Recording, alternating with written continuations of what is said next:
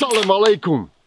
Iraqi sniper Tabuk in 7.62 by 39 beast from the Middle East is here. 7.62 by 39 sniper rifle. What is this madness? To the platform. Let's go. 305 yards. El Presidente, the new addition to our shooting range. So this is a high value target stuck between two bodyguards.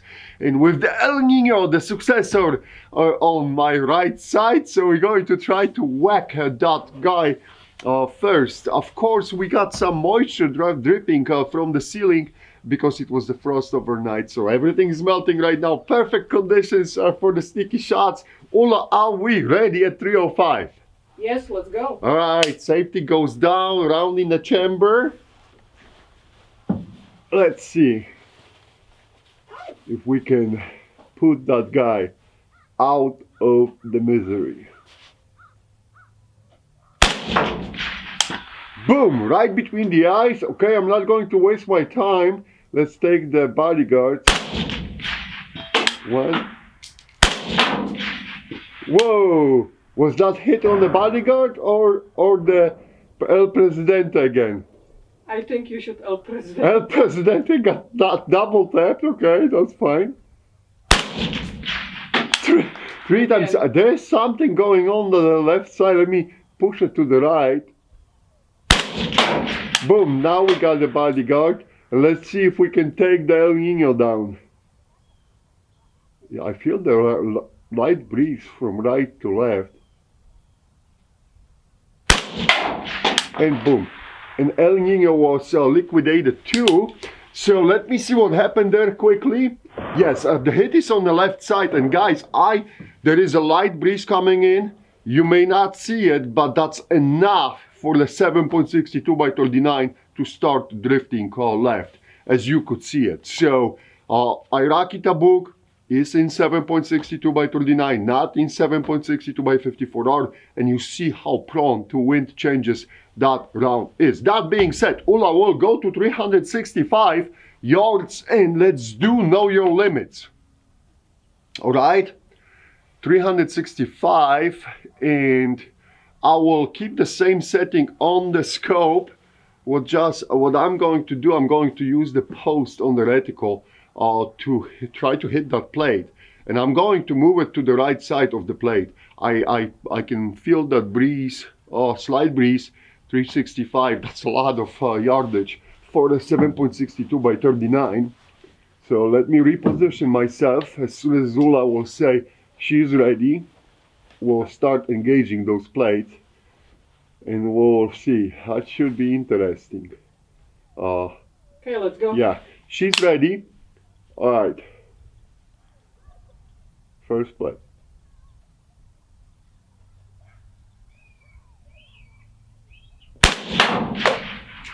That's a hit on the plate. Let me see where that hit is, because I cannot see in the scope. I will know how we're doing because I'm doing the holdover. Oh boy, that's a beautiful hot hit. And that was a good holdover. Hopefully the same wind will stay. So the first plate eliminated.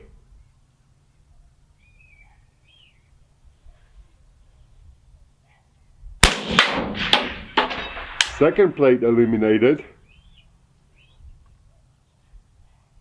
Well, do you see where was the hit in the camera? Yes, it's a center mass on the right side. Oh, I'm doing great.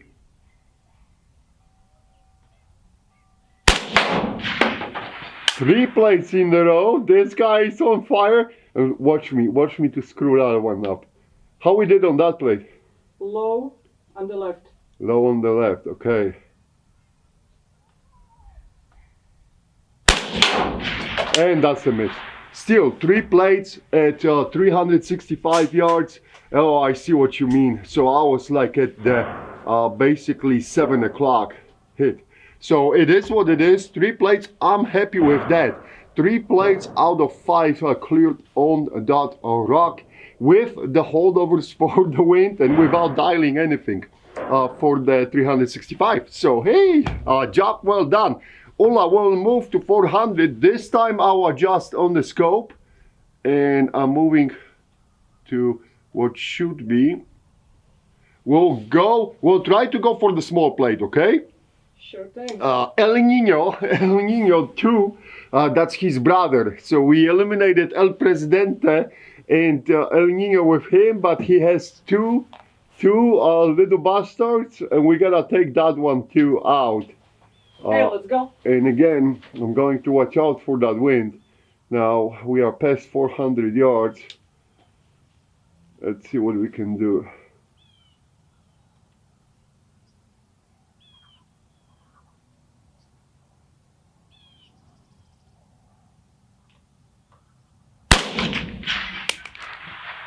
Beautiful shot, center mass. Hey, it took a moment, and you can see right now 400 yards, and I was like, holy cow, where did it get? That in the center.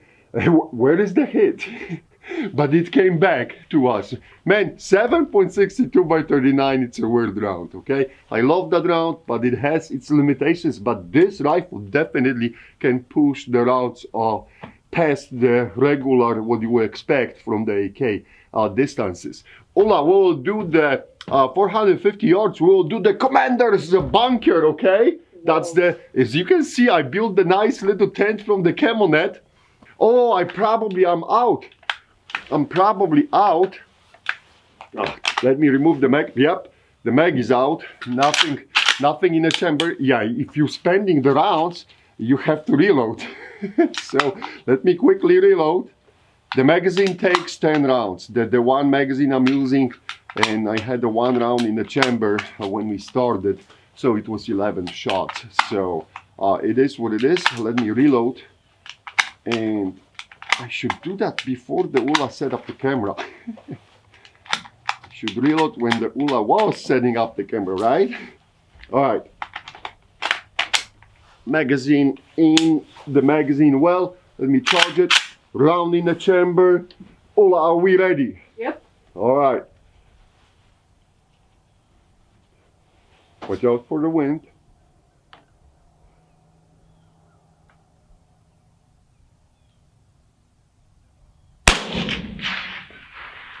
I hit something there. I just hope so I wasn't low. Oh yeah, I'm beautiful. Yep. I got him on the right shoulder. So El Comandante eliminated. All right. Ola, 505 yards. If I remember, it's over 500 yards. You guys are seeing beautiful descriptions, which I updated the graphics for the video too. So hopefully you like that. I'm ready on the turret, Ola. Let's go. All right. So, and we're going for the main target, okay? Okay. Yeah, because this is, I don't have a good view on that small target there. It's kind of in shade. Yeah, it's in the shade now.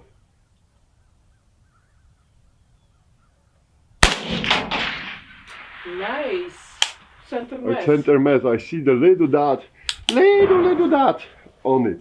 Let me check in the scope. Yep, I got him. That's a beautiful hit. 550 target is done. All right, I'm on the roll here. Ola will do 550. I have to adjust for the 550 on the turret. Okay, and the 550. Let me know when you are ready. I'm ready. I gotta go. It's kind of not comfortable. Okay, how is that wind? I kind of don't feel that breeze anymore that much. I'll try to push it more to the left.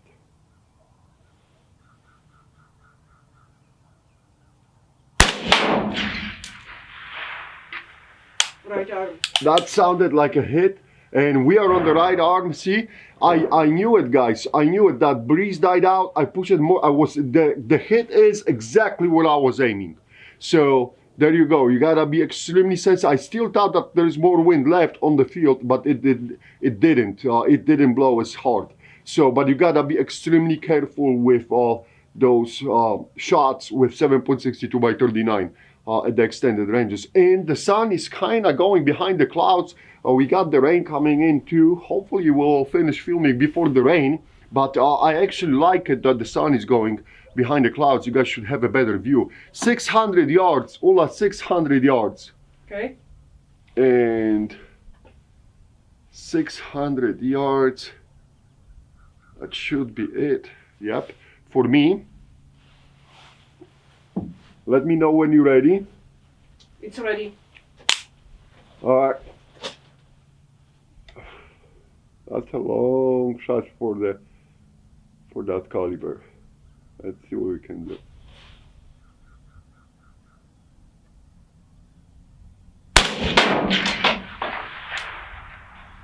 Between two upper screws. Between two upper screws. What a beautiful hit.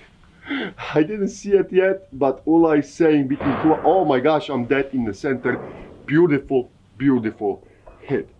Ula, let's try 650, okay? Okay. Screw it. Uncharted waters for this rifle right now. I don't have a data for the 650.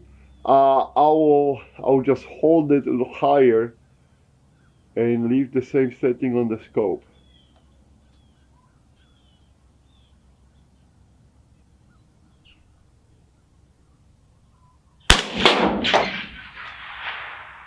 Nice hit.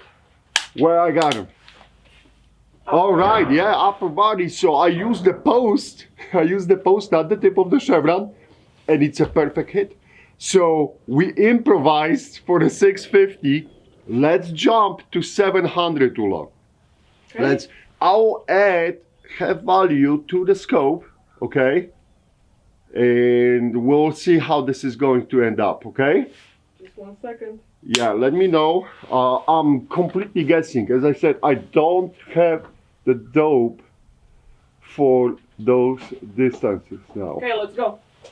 So, let's see.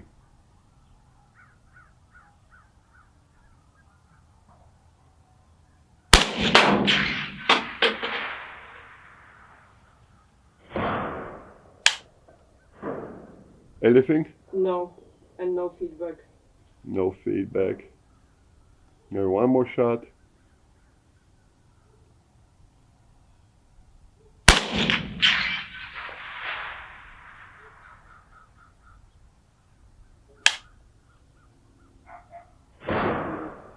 Okay, Ula is not seeing anything, so we're not going to waste the ammo, but we managed to sneak in the 650, 700 yards. I'll have to see the footage and see where I am at it, and I'll probably then have a better idea.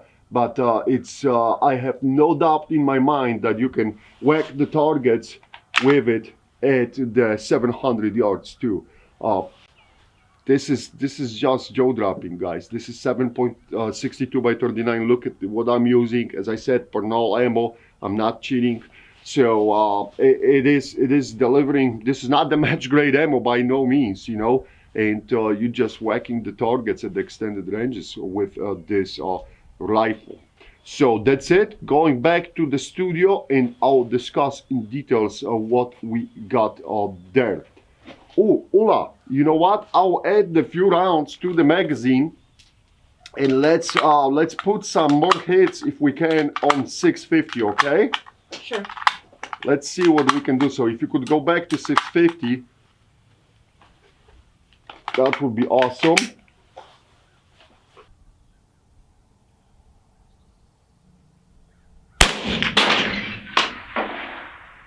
Lower bottom. Lower bottom. All right.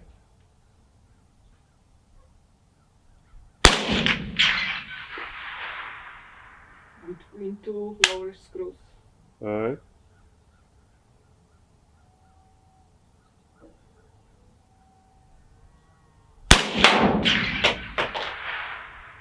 Almost center mass still in All lower right. bottom.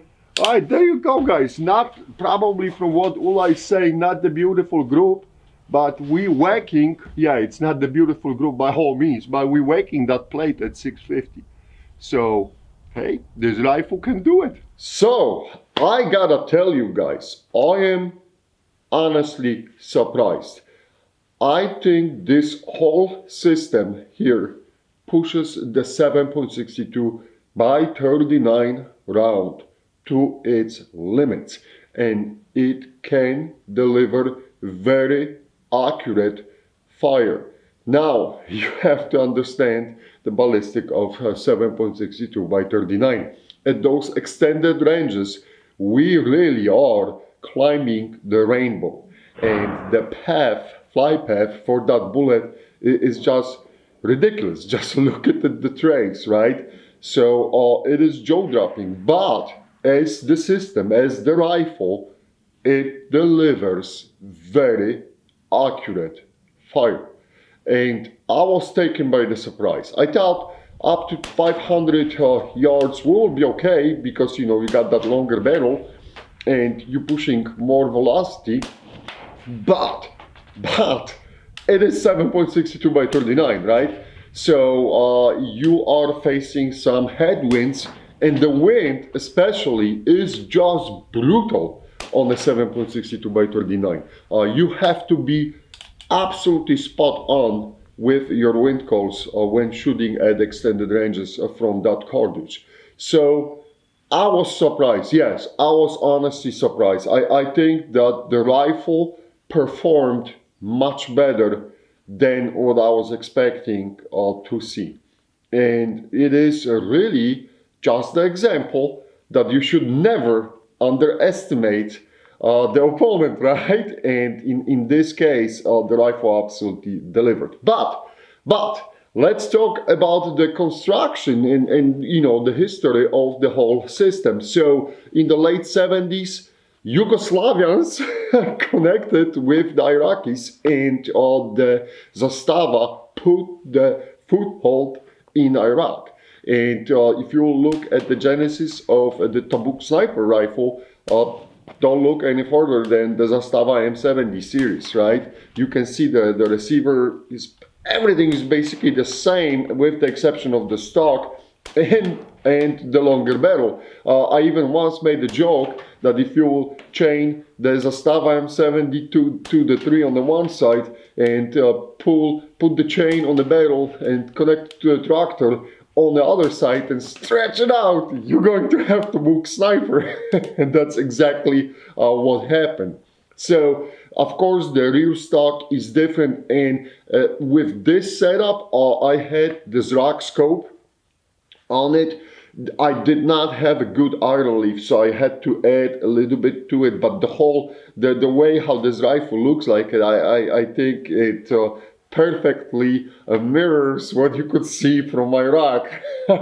So all the mismatched parts and everything on it. But it worked out very, very good. As far as the scopes, I have seen those rifles with any kind of optic you can imagine. So as I said, here is set up with this rock scope, and that's cool. But that rifle was no stranger to all kind of even Western optics. The Iraqi forces were using the Western optics. Whatever could be thrown on it, it was on it.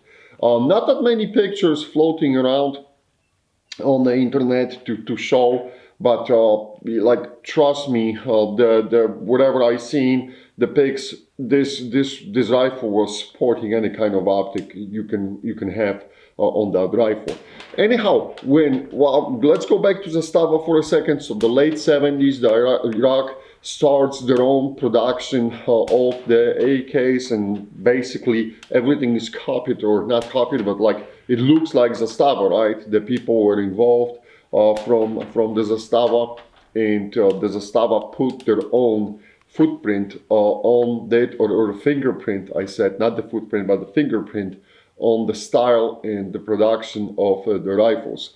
There's a lot of talk about the quality of those rifles, how well they were made, and the truth is, I think most people will agree that the early examples were really top-notch. The tight tolerances and everything was made really, really nicely. Now, more further away from the original date you go, and then you have to remember Iraq was facing numerous embargoes, and it was harder and harder for them to get some materials and things like this. And it's been said that the production quality dropped down over the years. As far as the US, to my best knowledge, with the exception with the military bringing the trophies from Iraq, I don't think there was like an attempt made to import the whole complete Tabuk rifles to United States, and because of our import laws, that would be absolutely undoable anyway, because of the way how the rifle is set up. So all you can do is the parts kits, and I haven't seen many parts kits for sale either to create a Tabuk sniper rifle, right? The Two Rivers Arms company makes fantastic clones. They have a, you know, the axes, they completely knock out the quality of the production, and they produce the really good clones of the Tabuk sniper rifle.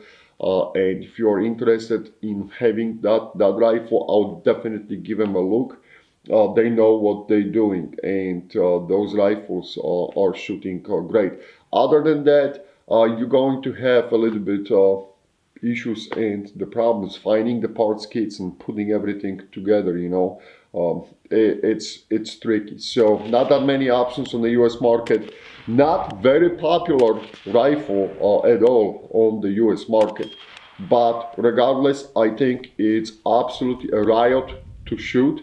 Very interesting piece of the history. And as far as the whole discussion about, you know, was it really a true sniper, was it DMR, guys, at the end of the day, this rifle can put the accurate fire and rounds on targets at the distances which are, I think, pushing the 7.62 by 39 to the edge.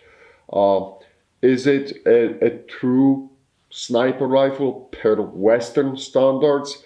No, it is not. But then you gotta remember, like, if you will go back in time, because you cannot look from the today's perspective and judge something, the technology from, you know, late 70s, early 80s, and apply today's standards to it. I think at that time, that rifle, the creation of that rifle was justified, and I think it could deliver the accurate enough fire to cause some trouble. So by today's standards, yeah, absolutely outdated technology.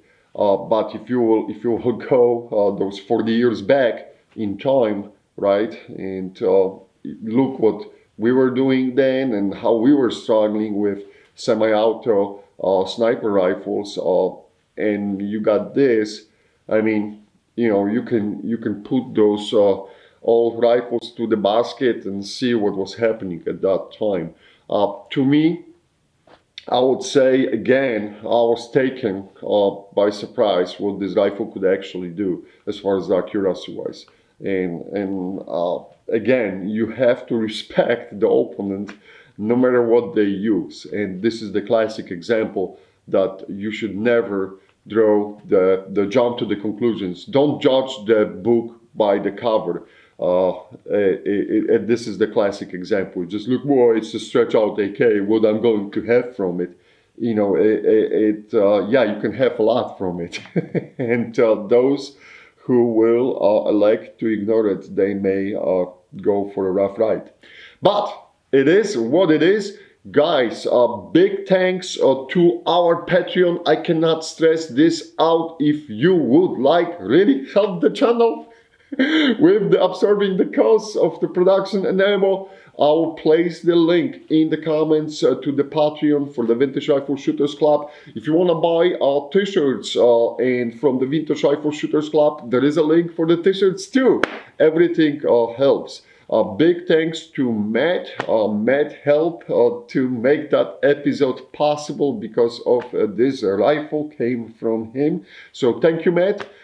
And that's it for now, guys. Thank you very much for watching. Please let me know in the comments what you like, what you don't like about the videos. Do you like the shooting sequences, and what would you like to improve? Because I will listen to you. And of course, we want this channel to keep growing. All right, that's it. I'll shut up, zipping out. Bye.